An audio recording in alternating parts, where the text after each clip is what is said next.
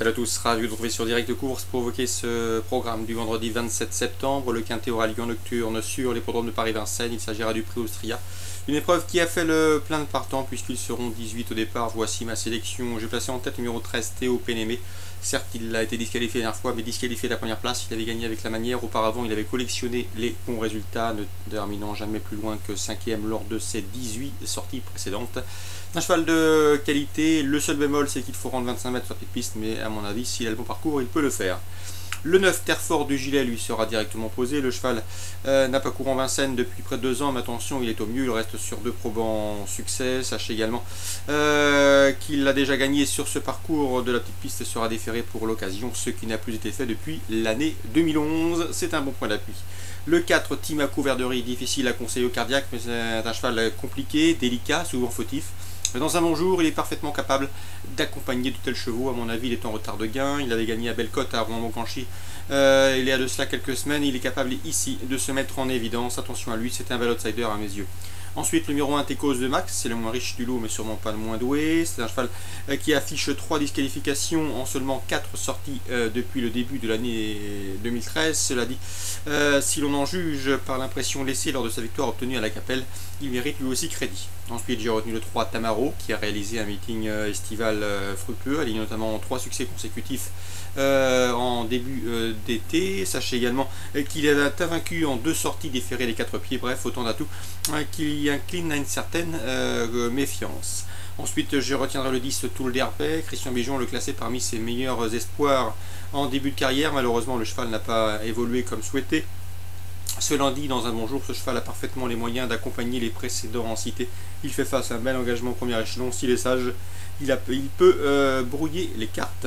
Ensuite, j'ai retenu le 6, Times Square et le 7, Tory King. À mon avis, ces 2 chevaux n'ont pas la marge nécessaire pour s'imposer, mais à la faveur d'un bon parcours, leur régularité, leur courage peuvent leur permettre de briguer une allocation. Résumé chiffré pour ce quintet, le 13, le 9, le 4, le 1, le 3, le 10, le 6 et le 7. Toujours en Réunion 4 à Vincennes, dans la première, une belle épreuve avec la jeune génération au départ, la classe biberon. Dans cette compétition, on aura au départ 2 pouliches à suivre, le 106 Barbalala et le 107 Bergame Madrid, qui ont en commun d'être invaincus en 2 sorties publiques. Donc 2 courses de victoire pour le 106 Barbalala et le 107 Bergame Madrid. Mais je le reposerai très sérieusement, le 105, c'est Balade de Blary qui pour ses débuts à Vincennes dernièrement s'est imposé avec la manière. Elle dépend de l'entraînement de Francan, un Francan très bien armé chez les B, que ce soit Boulet-Guéguéron ou d'autres baies qui ont bien fait à Cabourg cet été, qu'on reverra prochainement en région parisienne. Eh bien, il possède dès 2 ans de tout premier plan. Donc attention à l'écurie Francan dans cette génération. Donc le 105, le 106 et le 107 pour cette épreuve d'ouverture Vincennes Réunion 4. Petit mot également sur la 5e. Nous avons au départ le 506 Vulcain de Vandel, un cheval de qualité. Certes, il n'a pas couru depuis le mois de juin, mais il reste sur 3 victoires, dont une sur ce tracé et ce dans la réduction kilométrique d'une 13,6. Il n'a pas besoin d'être à 100% pour jouer un premier rôle dans ce lot. Franck Nivard l'estime. Le cheval a la qualité, il est en retard de gain, donc mieux lui faire confiance. Le 504 Vermeil Soumoli, qui collectionne lui aussi les bons résultats depuis le début de sa carrière, sera un imposant de taille. Attention également au 501 Vénosque de Minel, cheval qui a été préservé, il est estimé dans l'écurie. On ne lui donne pas des combats difficiles et il est en retard de gain, donc lui aussi c'est un cheval d'avenir. Donc 3 bons chevaux dans cette 5e course, le 506 Vulcain de Vandel, le 504 Vermeil Soumoli et le 501 Vénosque du Minel. Je termine avec la Réunion 3 sur l'hippodrome de Bordeaux pour vous parler de la 7e.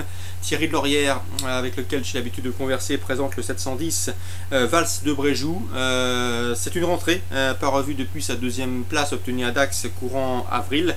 Mais attention, la qualité ne lui fait pas défaut et une place sur le podium est tout à fait envisageable. L'opposition pour ce 710, eh bien on citera le 701 Force de Pécos qui a bien fait à Tarbes il y a de cela quelques mois, 3 mois pour être précis, course dans laquelle elle devançait notamment le 703 Bayardi.